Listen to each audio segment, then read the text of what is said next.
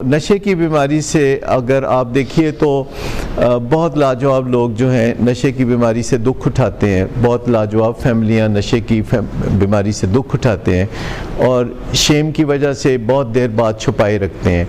क्या ये single most important factor नहीं है कि लंबे अरसे तक शेम की वजह से बीमारी को छुपाया जाता है?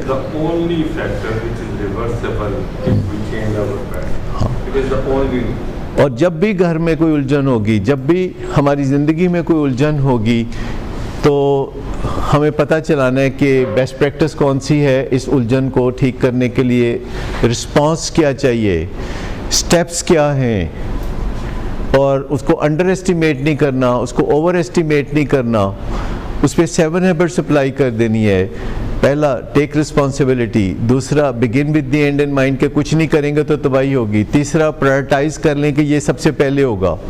चौथा, विन विन के ज़िंदगी को विन विन बनाना है, अपने और अपने घर वालों के लिए और अपने और दुनिया के लिए।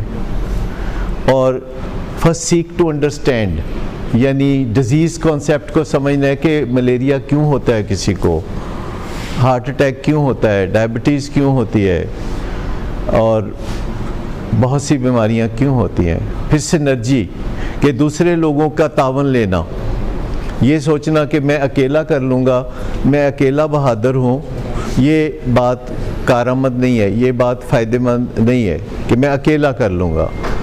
और 7th हैबिट सबसे ज़्यादा मज़े की है, सबसे ज़्यादा आसान है कि नॉलेज स्किल्स लेना, शार्पनिंग द सॉ।